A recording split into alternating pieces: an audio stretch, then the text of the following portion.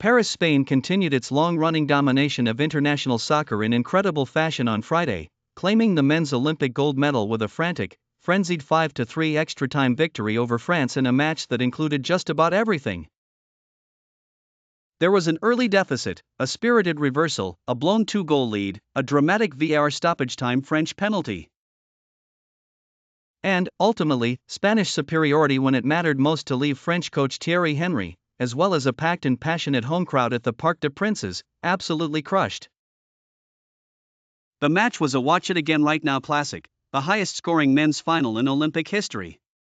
Substitute Sergio Camello ultimately decided it. As Henry turned on his heel in the technical area and the French players simply stared. Their shock was understandable, as it certainly seemed that they might pull off a magical comeback to claim gold in their country's capital. Instead, it was Spain again who stood atop the medal stand. Fermin Lopez scored twice, with Alex Baena also converting a dipping free kick and Camello adding a second, with France pushed all the way forward, just before full-time to end it. The Olympic gold, which is Spain's first since the home 1992 Summer Games in Barcelona, comes on the heels of Spanish trophies at the men's Euros earlier this summer as well as the Women's World Cup a year ago.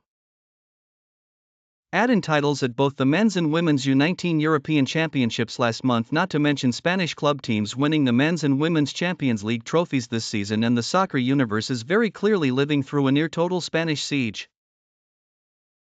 The French, though, clearly had designs on breaking the trend. After being booed off the field at halftime trailing by 3-1, France had hammered the Spanish goal over and over without reward before finally getting their breakthrough with 11 minutes to play in normal time. Sergio Camello's 2 extra-time goals delivered gold for Spain. Just in Setterfield/Getty Images, Michael Ollis fired a free kick from the flank towards goal that took a deflection off Mogny's Akliush and nestled into the bottom corner to cut the margin to just 1. Then, off an 89th-minute corner kick, Juan Miranda dragged down Arnaud Calamuendo at the back post. The ball had soared well beyond them and the referee initially waved away the French protests, but once the VAR suggested an on-field review, the French fans leapt to their feet in anticipation. Jean-Philippe Matita, wearing the captain's armband after Alexander Lacazette was substituted before the hour as France looked for new energy, calmly drilled the penalty and France had earned 30 minutes more.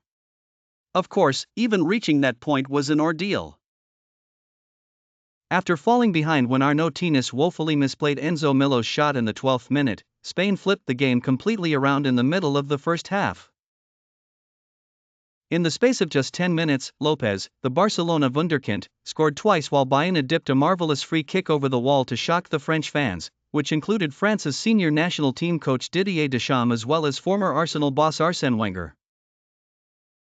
Deschamps could be seen dropping his head into his hands as France was cut open, but the French worked their way back into the game, surging in first-half stoppage time before continuing to press throughout the second half.